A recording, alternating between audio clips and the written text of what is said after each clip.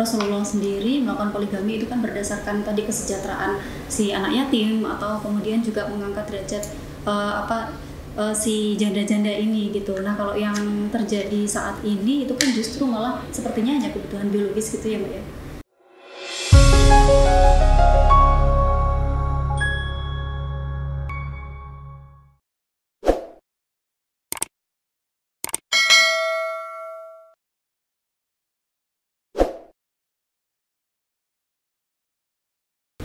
Dan kita sudah kedatangan tamu dari Fatayat NU DIY. Beliau adalah Mbak Wahyuni Sifatur Rahmah. Beliau biasa dipanggil Mbak Uyun.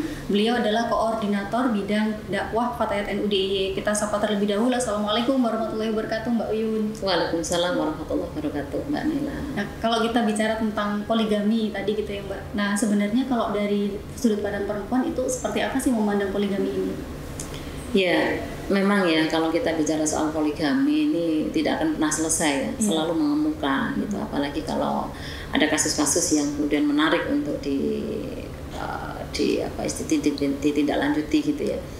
Nah sebelum ke sana sebenarnya kita perlu tegaskan terlebih dahulu bahwa pernikahan itu kan sebenarnya bukan hanya kepentingan individu ke individu ya, bukan hanya persoalan individu kepada individu, tetapi dalam pernikahan itu adalah tujuannya bagaimana supaya menciptakan tatanan masyarakat yang berbudaya, ya, masyarakat yang berperadaban, masyarakat yang sejahtera gitu ya, sehingga dibutuhkan bagaimana bangunan keluarga, bangunan rumah tangga yang kuat, bangunan rumah tangga yang penuh dengan kebahagiaan, penuh dengan ketentraman, jauh dari fitnah, jauh dari hal-hal yang mungkin bisa melemahkan hubungan dalam rumah tangga itu sendiri begitu.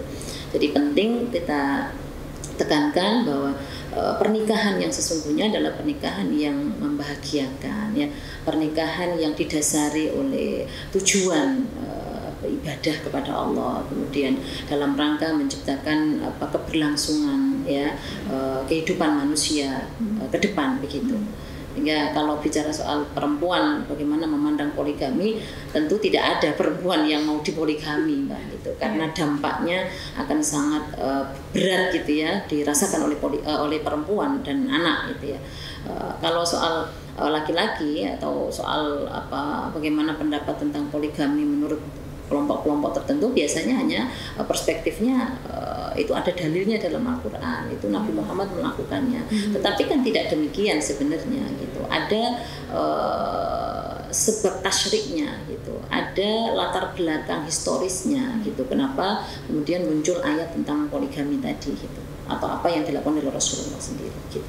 Nah tadi kan ada perempuan pasti tidak mau dipoligami gitu, tapi faktanya di masyarakat mungkin masih ada beberapa perempuan gitu ya yang dia justru mendukung si suaminya ini untuk berpoligami. Nah seperti apa sih Mbak sebenarnya, kenapa ada perbedaan antara perempuan itu sendiri memandang poligami gitu?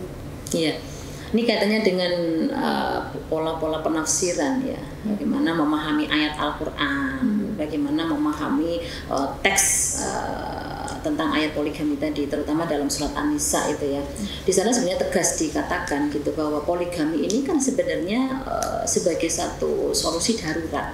Kita sebutnya sebagai solusi darurat, di mana situasi dan kondisi di saat ayat itu turun itu memperlihatkan bagaimana kondisi orang-orang atau masyarakat Arab pada waktu itu yang bagaimana situasi peperangan ya, situasi peperangan yang kemudian banyak sahabat-sahabat Nabi yang kemudian gugur di medan perang, lalu meninggalkan istri-istri yang kemudian menjadi janda, kemudian memiliki anak-anak yatim yang juga masih butuh kehidupan panjang gitu ya, itu sehingga poligami ini dipahami sebagai sebuah solusi untuk keadaan darurat tersebut. Bagaimana supaya kehidupan anak-anak yatim, bagaimana para janda itu tetap bisa melanjutkan kehidupannya dengan baik, kehidupan sosial masyarakat dan pendidikan dengan baik begitu, sehingga muncullah atau turunlah ayat itu gitu.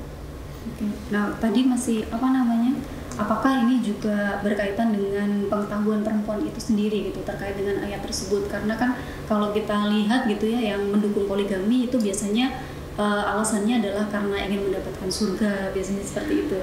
Iya, Jelas ya Mbak ya. Jadi kenapa perbedaan penafsiran itu terjadi gitu ya?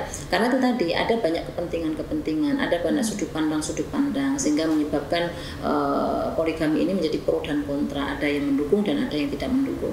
Tetapi bahwa masih ada banyak istri-istri yang kemudian mau dipoligami itu biasanya karena pemahamannya kalau orang mau dipoligami, istri yang mau dipoligami itu dia akan dijamin masuk surga kan begitu.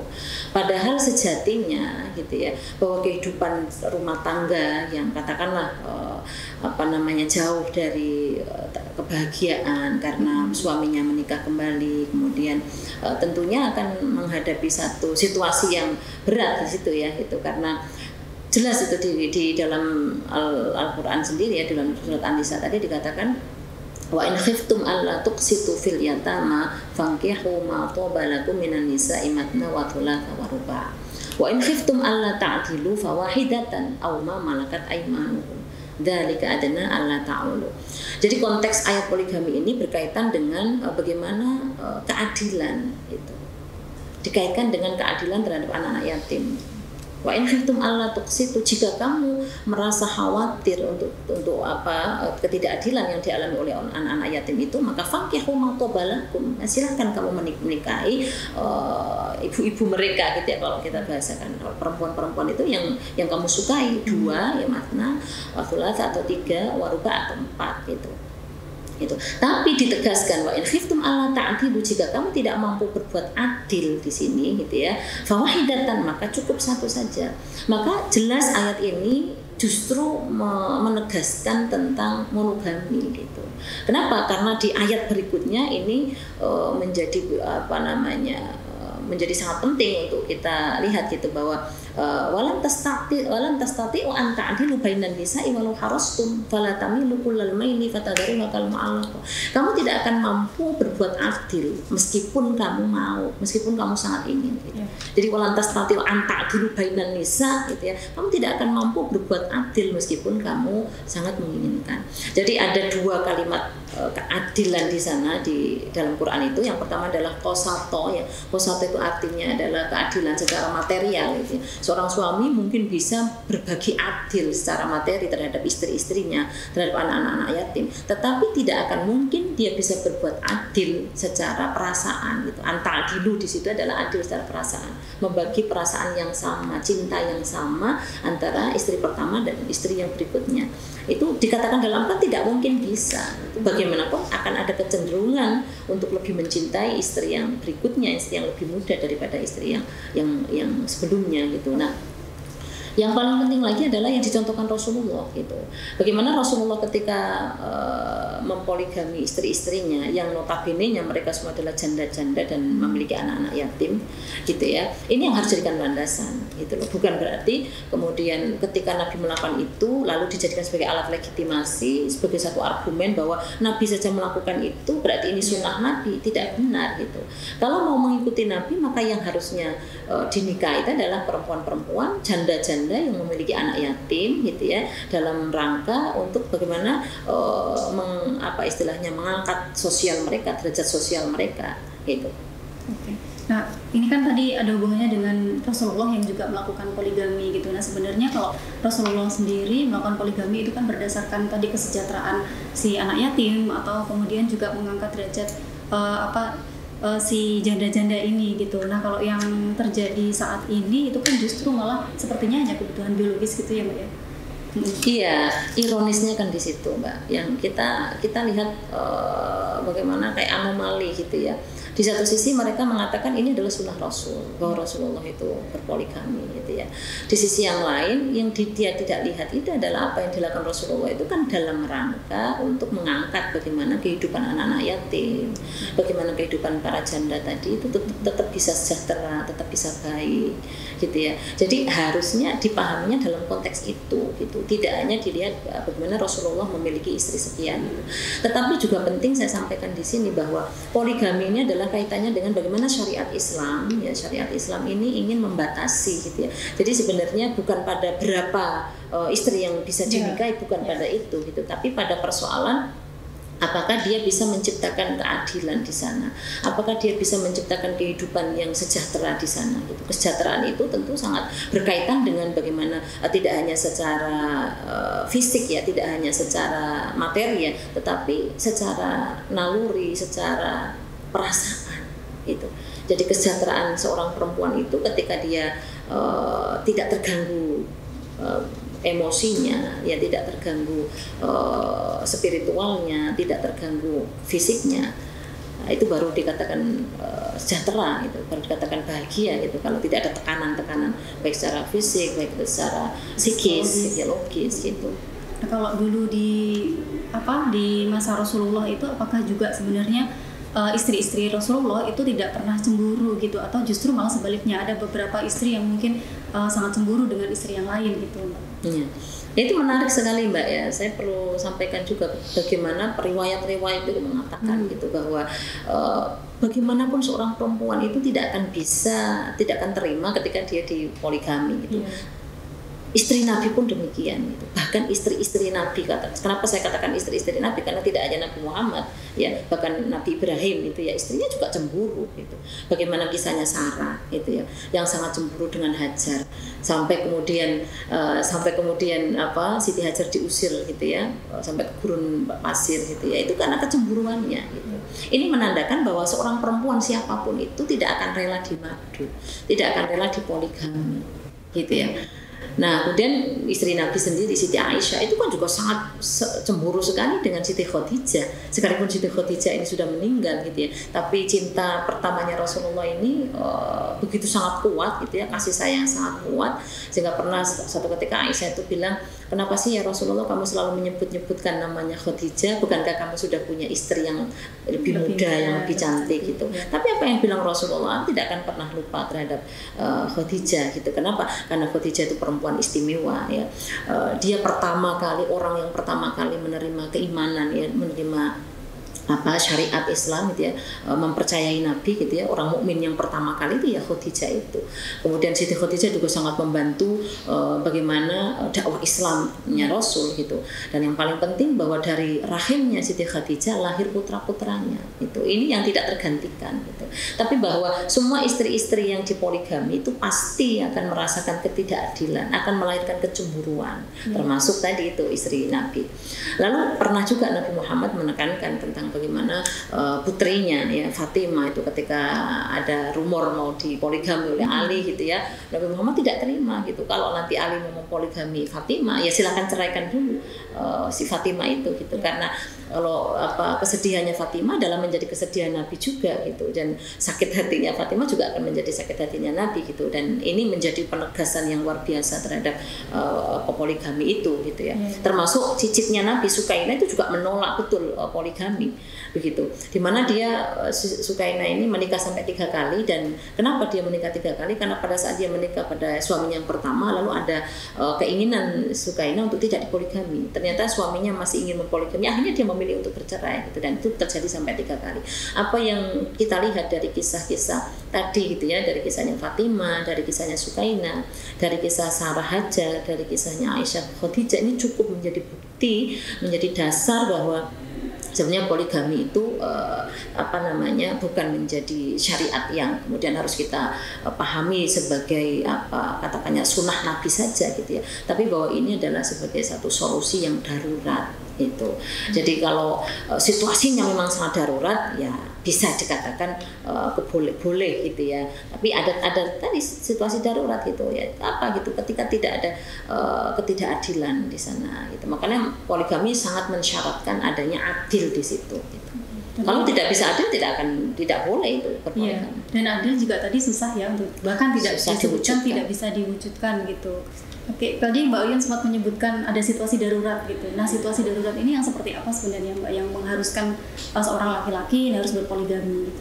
Iya, kembali kepada bagaimana zaman Rasul itu ya, gitu, tentang bahwa budaya Arab itu kan memang masih sangat patriarki sekali gitu ya, memandang perempuan itu sebagai makhluk yang tidak seutuhnya seperti manusia gitu ya. perempuan waktu itu dimarginalkan, perempuan waktu itu didiskriminasi, bahkan tidak mendapatkan hak-hak dasarnya gitu ya. Tidak ada pengakuan bahwa perempuan ini juga manusia yang harus diangkat harkat martabatnya, kan begitu. Nah, situasi darurat yang kita maksudkan di sana itu adalah ketika tadi ya, pertama kondisi perempuan tadi yang sangat marginal, padahal agama Islam jelas di situ mengatakan bahwa manusia itu ya antara laki dan perempuan itu sama gitu ya, setara, ada kesetaraan di sana gitu, tidak boleh ada pembedaan gitu.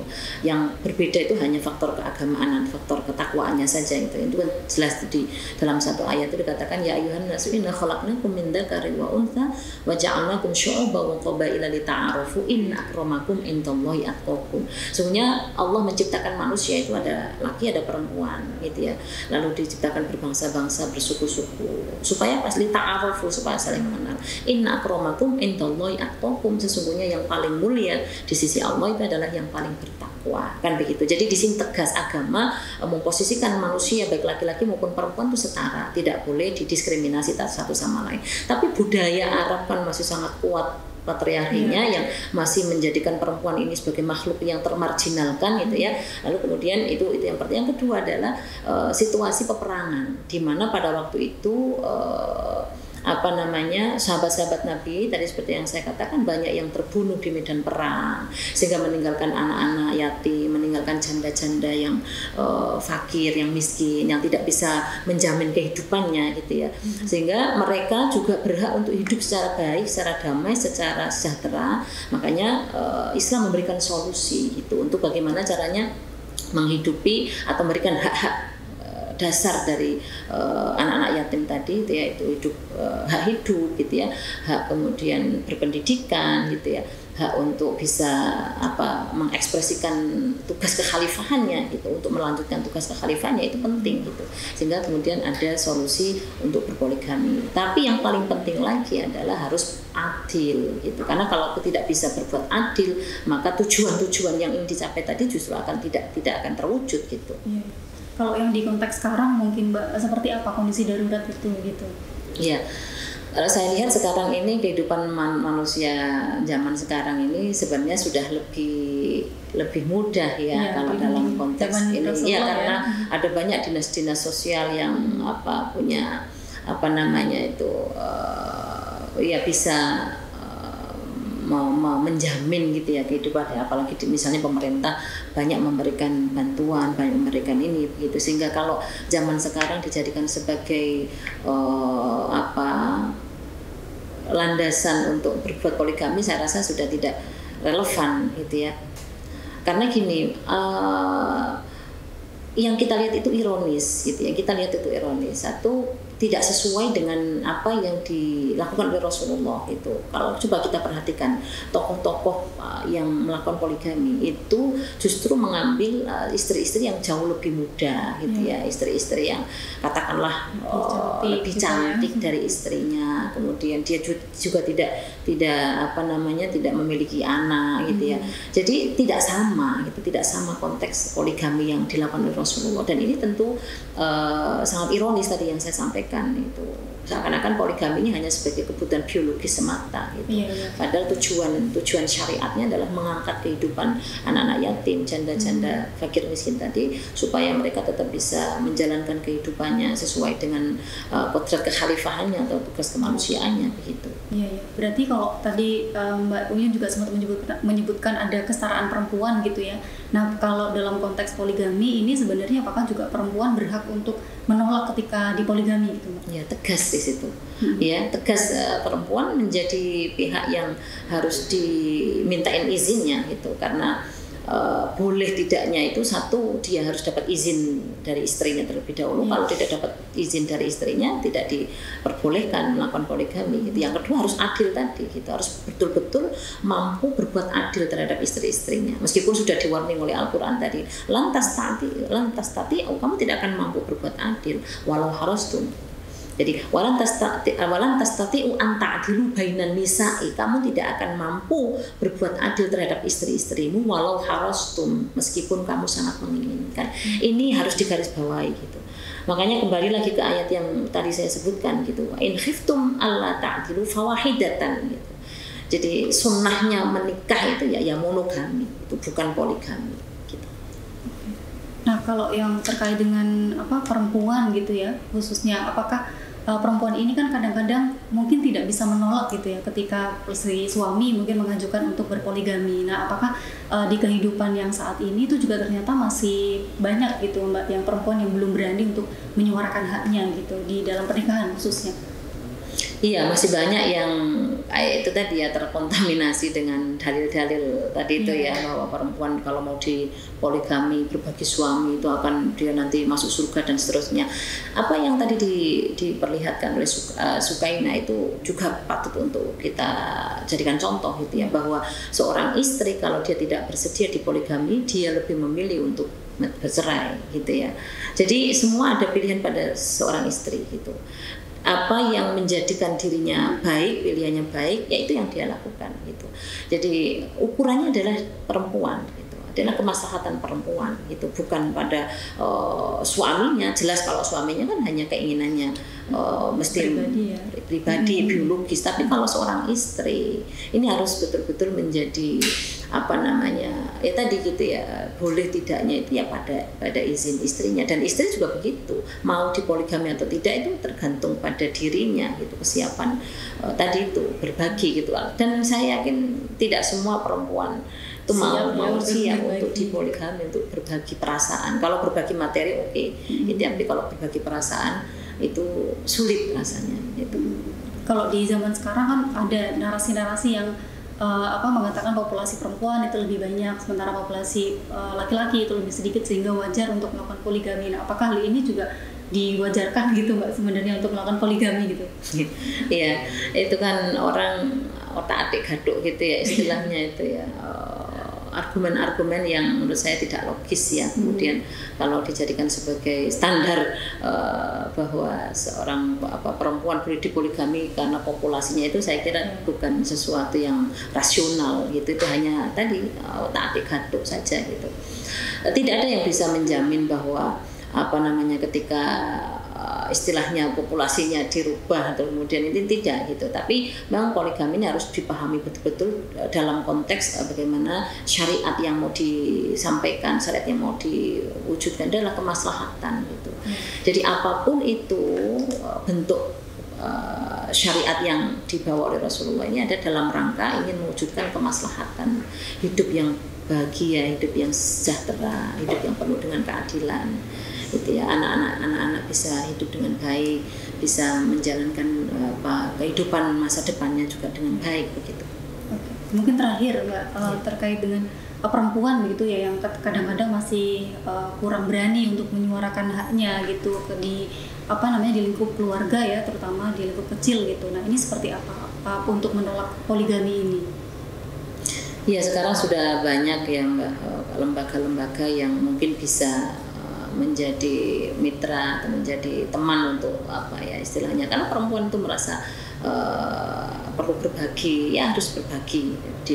Di Fatayat sendiri itu luar biasa gitu Mbak ya. Jadi kita bahkan juga mendampingi gitu ya kasus-kasus yang mungkin termasuk juga kekerasan dalam rumah tangga, karena biasanya juga itu bisa berujung ke sana gitu. Jadi itu suatu dan kehidupan dalam rumah tangga itu memang sangat rentan gitu ya, terjadi tadi kekerasan baik secara mental, secara psikis dan seterusnya. Salah satunya poligami itu juga bisa mengarah ke sana gitu. Kalau seorang suami mau menginginkan poligami lalu istrinya tidak mau misalnya gitu ya, lalu istrinya dia bingung gitu ya, mau menolak, dia takut dosa misalnya.